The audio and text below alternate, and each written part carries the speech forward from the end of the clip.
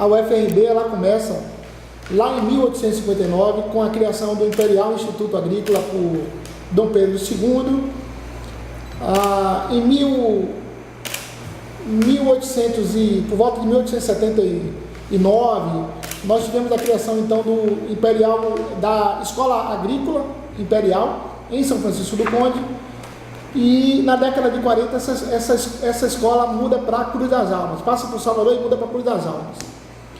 Da década de 40 até o início dos anos 2000, nós tivemos uma escola de agronomia aqui, com o curso de agronomia, e a seguir o presidente Lula cria a UFRB, desmembrando a escola de agronomia da Universidade Federal da Bahia. Então nós avançamos muito, estamos em 4 campi, Cruz das Almas, Amargosa, Santo Antônio e Cachoeira. Existe uma previsão, inclusive, de implantação do campus de Santo Amaro. Então eu diria que nós empreendemos uma aventura impressionante de implantar a primeira universidade federal completamente instalada no interior da Bahia. Não é fácil, porque nós não temos uma cultura nessa direção. A Bahia levou muito tempo sem ter universidades federais, enquanto Minas Gerais conseguiu criar 11 universidades, Rio Grande do Sul 5 ou 6, Rio de Janeiro 4, a Paraíba tem 2 universidades, mas com uma densidade de cobertura incrível, Pernambuco também. A Bahia ficou para trás nesse aspecto. Então, quando a UFRB é criada, a gente tem esse desafio de vencer primeiro essa inércia, esse dique que separava a Bahia das universidades, e a gente então começa a implantar. Já são 100 milhões de reais investidos nos 4 campi. A gente já tem cerca de 400 servidores técnico-administrativos, 500 professores, são 36 cursos de graduação, 9 mestrados, 1 doutorado. Enfim, em 5 anos nós já temos muito a mostrar. É um desafio enorme. Hoje a instituição conta com quantos alunos? Hoje, com essa matrícula, nós vamos ultrapassar o número de 6 mil. Possivelmente a gente chega a 12 mil nos próximos 5 anos. Ainda entrando aqui nessa instituição, eu percebi várias construções. O que está sendo feito aqui em termos... Aqui a sede...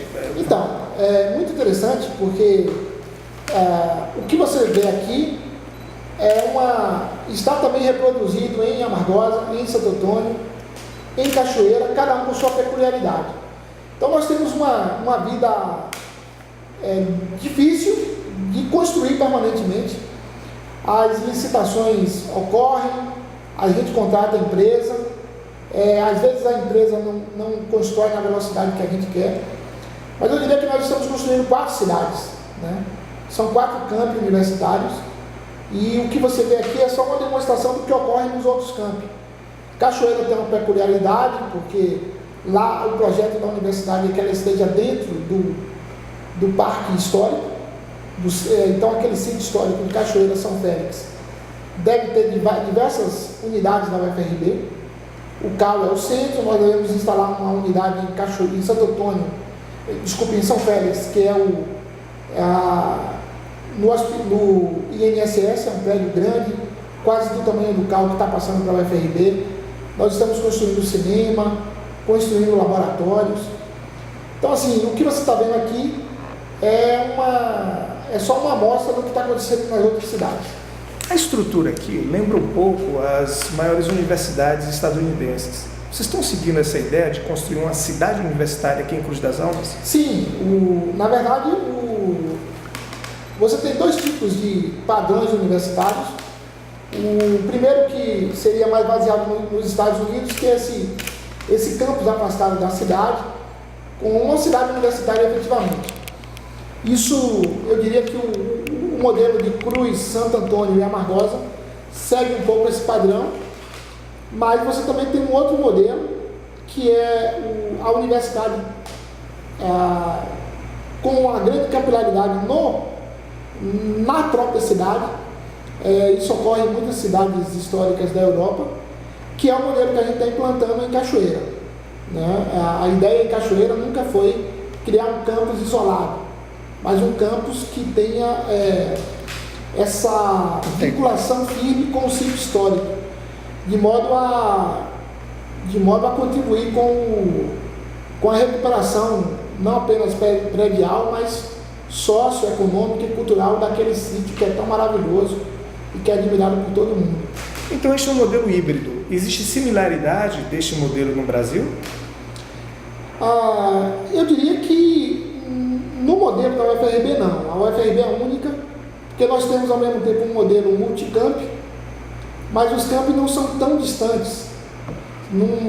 Entre Amargosa e Cachoeira nós temos algo em torno de 120 quilômetros.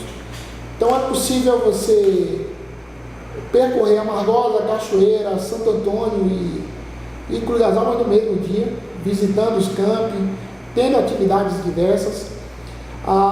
Então, esse modelo da UFRB, em que você tem um aproveitamento dos subespaços, para ter uma especificidade dos campos em cada lugar, mas ao mesmo tempo havendo uma multicampia efetiva, dinâmica, em que as pessoas possam conviver nos 4 campos, seguramente a experiência da UFRB é única.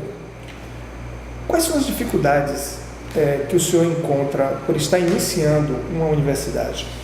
São inúmeras. Primeiro, a própria falta de cultura institucional. Você não tem essa experiência na Bahia de implantar uma universidade. Isso faz com que você não tenha especialistas na área de engenharia, na área de arquitetura, na área de compras, de licitação. A gente teve que formar a nossa própria equipe. Então isso é terrível, né? Na verdade, a UFRB começa com um número grande de cursos, professores, servidores, técnico-administrativo que precisa atuar e ao mesmo tempo a gente está construindo a universidade. Então isso é um desafio enorme. A gente tem que seguir todos os processos da administração pública, que são processos lentos, compreensivelmente lentos, na medida em que nós devemos usar princípios da impessoalidade, da razoabilidade, da equidade, dentre outros. Então isso faz com que os processos sejam mais lentos.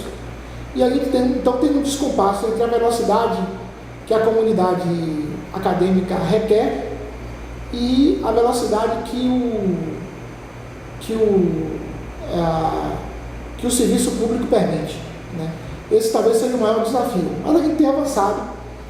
Eu diria que nós somos um exemplo de sucesso. Professor, uma instituição universitária ela não para de estar ampliando as suas diversas concepções. Mas, nesta primeira fase, o senhor acredita que será possível finalizar o projeto inicial quando e ela deve contemplar quantos mil alunos? Então, na verdade, a UFRB, ela tem os 4 campi. No projeto inicial, nós tínhamos uma proposta de mais 3 campi, Nazaré, Santo Amaro e Valença. O MEC ainda não autorizou a implantação desses campi. Nós temos uma possibilidade grande de implantação do campus de Santo Amaro, ainda esse ano. O IFAM está apoiando nessa direção. Existe uma reivindicação muito forte o deputado Colbert Martins, o prezado amigo o deputado Zé Neto, de que a gente vá para a Feira de Santana também. Eu acho que existe uma possibilidade grande nessa direção, mas eu acredito que o projeto, como está concebido hoje, nesses 4 campos, a UFRB deve ter em torno de 13 mil alunos até 2015.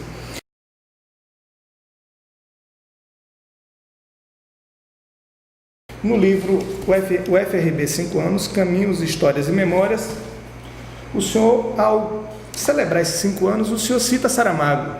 O que é que o senhor pensa a respeito da influência de Saramago aqui para essa instituição? Na verdade, Saramago é um exemplo de humanidade. Ele tem uma história única, uma pessoa comum, mas com um talento maravilhoso, que consegue construir uma cultura universalista a partir das suas experiências pessoais, né? E eu acho que isso tem muito a ver com a própria UFRB, né? A gente cita Saramago, mas a gente tem um poeta baiano que fala de forma muito precisa: quem não é recôncavo não pode ser reconvexo. E esse é um desafio nosso, tá ligado ao recôncavo, mas ao mesmo tempo construir uma cultura universalista, ser reconvexo também. Então, nesse aspecto, Saramago é um grande exemplo. Nos seus livros a gente vê toda a dimensão do que o homem é capaz, tanto de coisas boas como coisas não tão boas.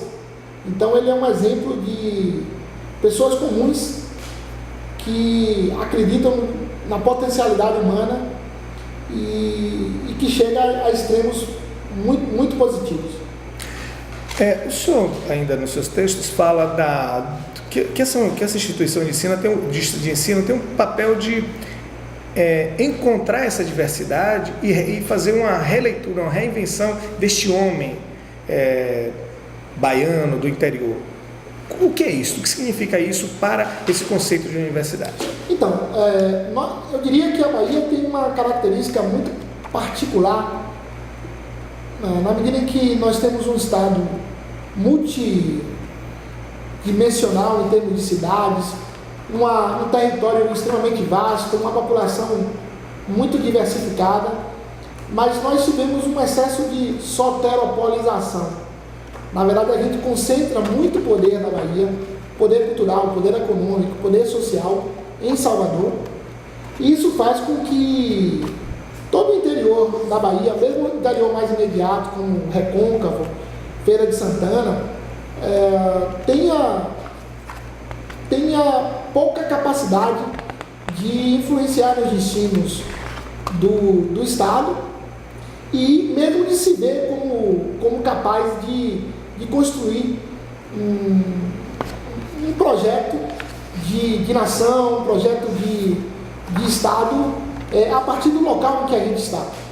Eu acho que Salvador é uma cidade maravilhosa. Por muito tempo ela concentrou toda a inteligência baiana, na medida em que era natural que as pessoas fossem para ali estudar. Nós tivemos um processo das universidades estaduais que já chega no seu limite, e agora nós temos uma potencialidade grande de criar novas universidades federais, como a UFRB, fazendo com que as inteligências de cada interior permaneça aqui, de modo a construir e aumentar o capital social das suas regiões. Então eu não tenho dúvidas de que esse papel das universidades é algo desafiador. A gente ter orgulho de ter nascido no interior, de ter estudado ali, claro, ter conhecido o mundo, mas ter ali como uma referência sempre positiva. Então eu acho que esse é um desafio interessante que a UFRB, junto com as outras universidades estaduais, pode contribuir muito.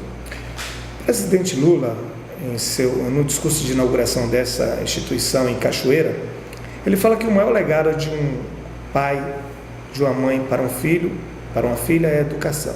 E o maior legado do governo também é a educação.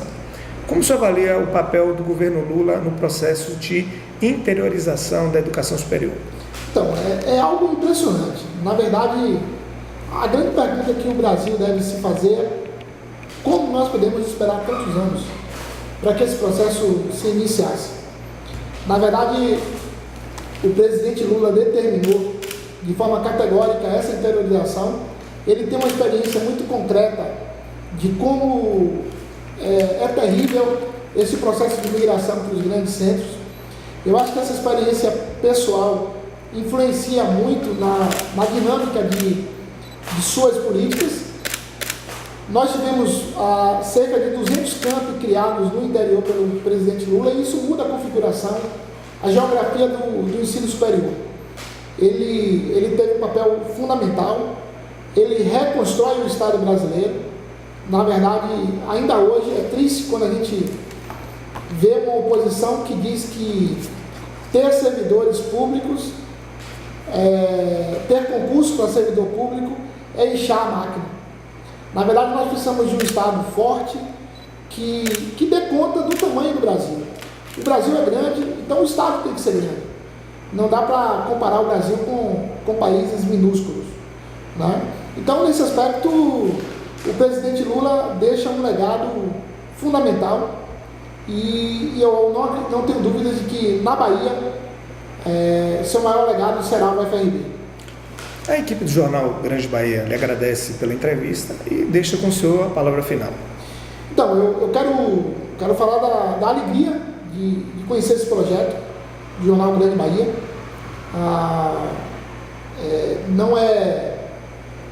Não é comum a gente ver projetos dessa natureza, com um trabalho com tanta independência, com tanta inteligência, né?